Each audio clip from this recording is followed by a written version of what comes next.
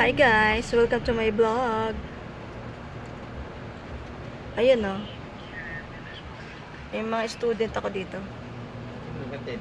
Ayan, ang tatay ko naman. Kaya gising niya lang po yan. Magandang hapon po. Kaya hindi po nakapag-vlog si babae kasi merong pinaplano dito sa bahay po namin.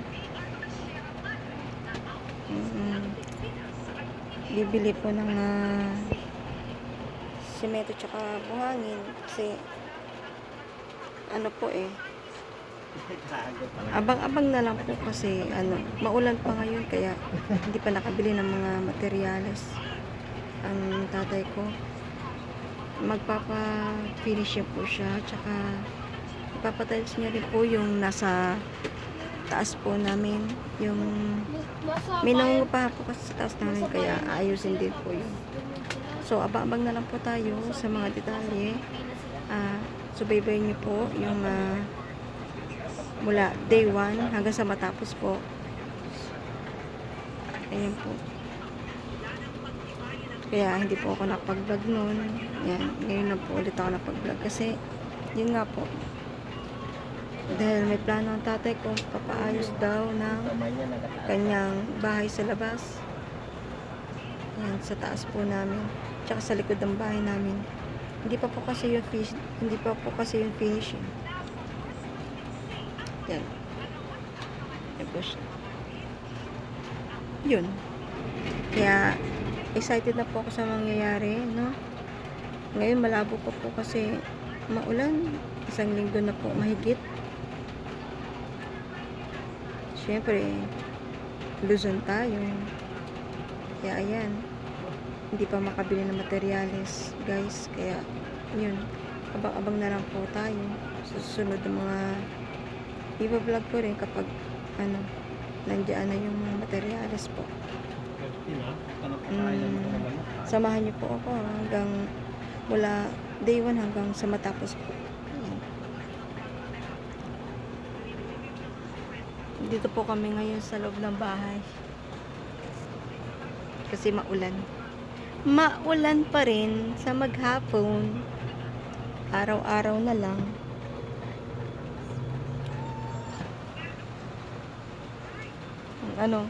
Nakapili ka na? 25. Sabi mo. Ayaw nga pala. Yun lang. Namimili yung inaanak ko ng hair grower. Kasi po yung hair grower niya, yung buhok niya, guys, tapyas. Yan. Pinagtripan niya po yung sarili niya, guys, na wala po siya magawa. Kasi naggawa kasi siya ng bangs. Siyempre, curling nga siya. Binasa niya muna, siyempre. Tapos, kinat niya. Pagkakat niya, medyo nag-curl down. Tapos, binawasan niya ulit. And napangitan siya, nataasan siya. Ayun, pinudpud niya. Kaya ngayon, nangangailangan siya ng papatubo ng bahok. Naghahanap-hanap siya. Ewan ko kung pwede sa pambata yun. Kaya, ayan. Nag-suggest lang naman ako sa kanya. Ayan guys, tinan nyo. Ang panahon. Isang linggo na po yung ganyan. Ayan. Diba? Tulo-tulo pa ang mga bubong.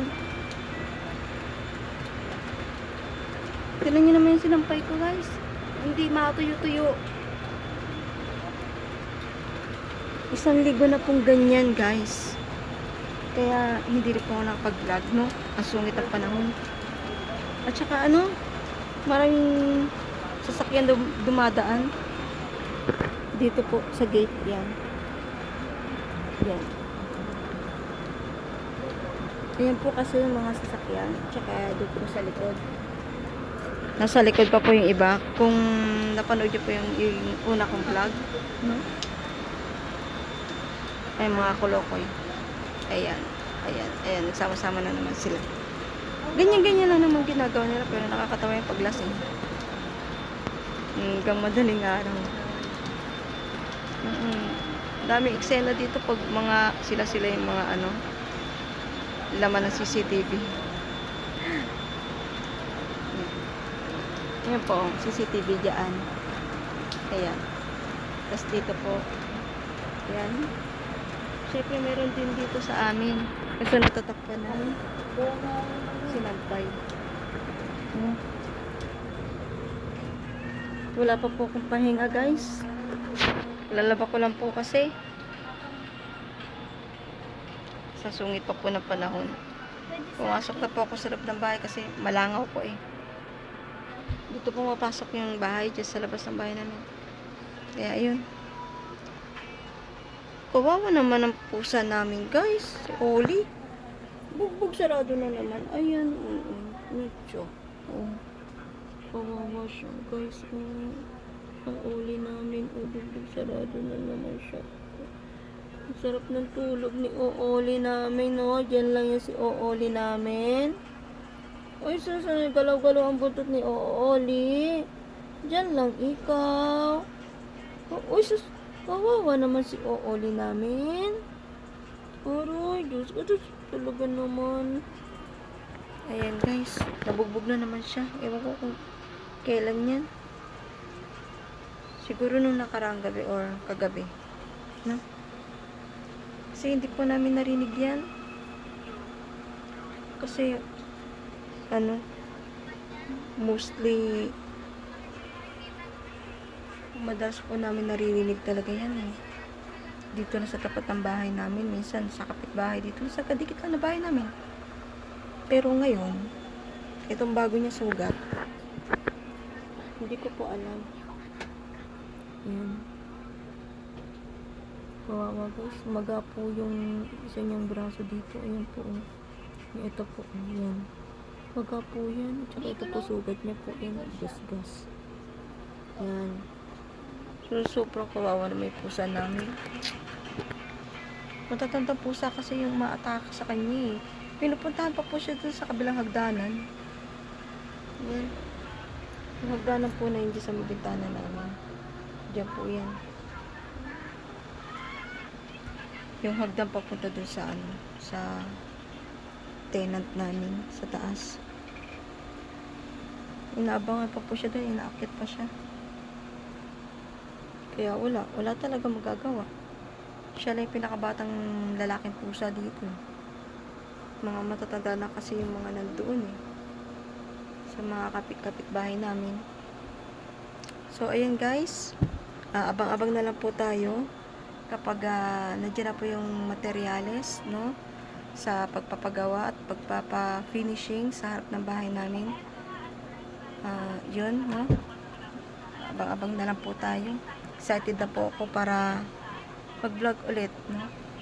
Sa ngayon, matumal ako mag-vlog kasi masungit ang panahon, hindi ako masyadong makalabas kasi nga, busy rin ako sa loob ng bahay. Hindi ako nauubusan ng trabaho po dito. Ayan. Halos katatapos ko lang din maglaba. No? Laba day na naman tayo. Ayan. So, ingat po tayo, no? Mga taga-Luzon. Taga dito, no?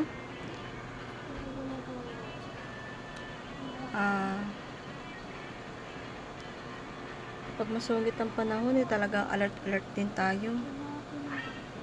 Kasi isang linggo na po ito mahigit eh, yung ulan na to. So, ayan, no?